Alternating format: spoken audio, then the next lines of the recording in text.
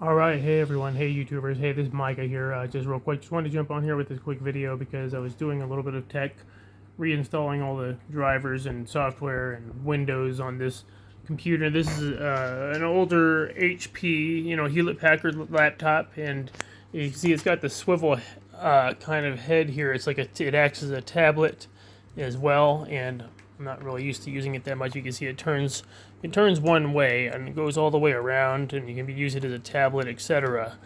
And I'm not here to go through all the features, but really this video is just really talking about this driver installation for this model, and I'm sure many others.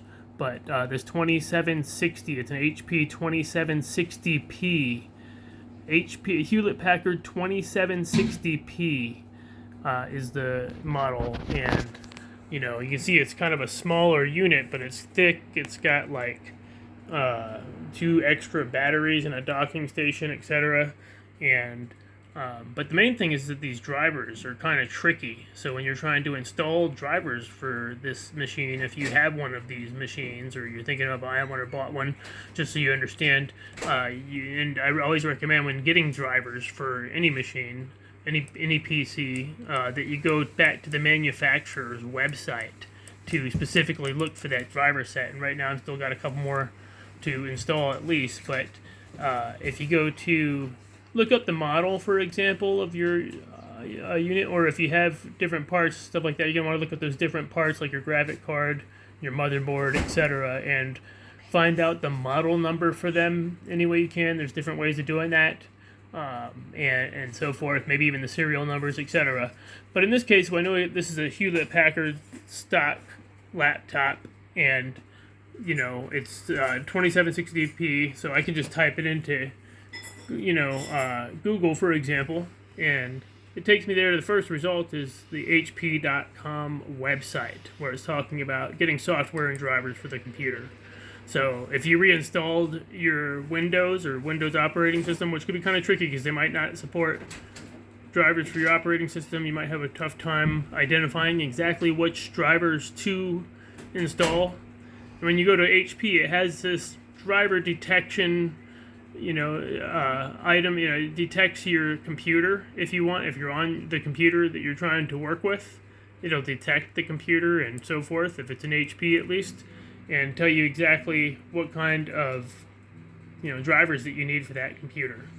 And sometimes it can be kind of tricky, so I recommend when you're doing this that if you're going to go get the chipset drivers and the controller bus drivers and PCI drivers and USB drivers and all that stuff from their website, that you basically, I recommend just installing them all in order, and make sure you install them all complete on a computer like this, especially with these older computers, because they're kind of maybe a little bit more of a process in terms of getting through the installation steps, etc. But if you're trying to reinstall your operating system on this, you want to remember that you're going to go back to the manufacturer's website, like in this case HP, and get those drivers for that specific computer or that particular motherboard.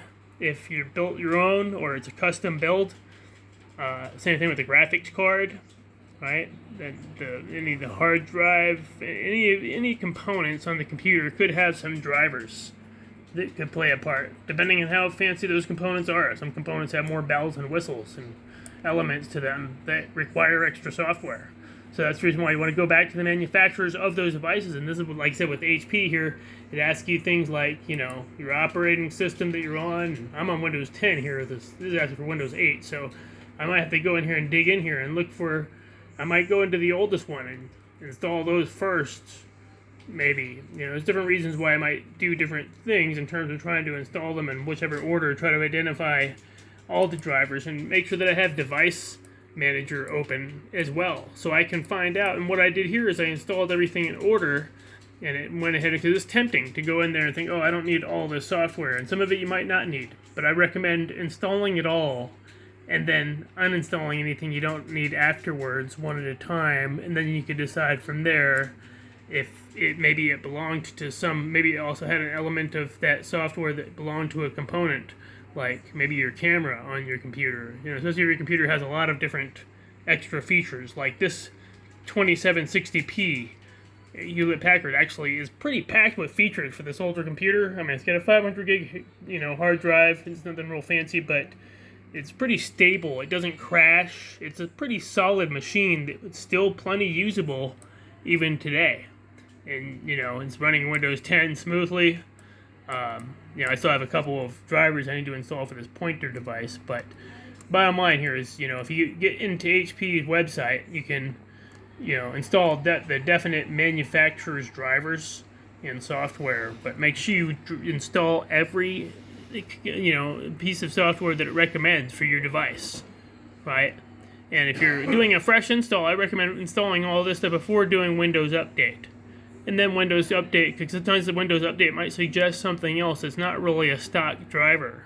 And then it takes over that device, and that might prevent you from receiving that information as a suggested software driver when you go to HP's website, for example. So there's just a few tips on here on like this particular model, but I'm sure many other HPs and many other computers. Maybe this is just a reminder for many people who already certainly plenty familiar with finding drivers and software, but for many people who are new or novice or kind of mid-level users, that you might, be trying to reinstall your operating system, which is something good to do kind of not really like super regularly if you know how to maintain your computer. But if you haven't maintained your computer in a while, or you don't really know, or somebody else used it before you or whatever, you might want to reinstall your entire operating system, like if it's Windows, for example. Now, of course, you might have something else in mind, and you want to know how to do that. If you know how to do that, great. If not, then you research that. But I'm just saying, make sure you have all the stock drivers for your computer for optimal operation, if that makes sense. So, hey, just a few minutes here, and if you like this, there's not like any major tips here, but just a reminder, especially on this 2760p, it's kind of a little tricky when you're trying to see, oh, hey, do I need, which drivers do I need, and why are these devices not recognized, etc. So make sure you go back to your manufacturers for the drivers, and make sure you go back to a trusted website, manufacturer website, to get those drivers and find those drivers. So, okay, thanks for listening into this video, and, like, comment, share, and come back to this video for more. Thanks. Have a great day. Bye-bye.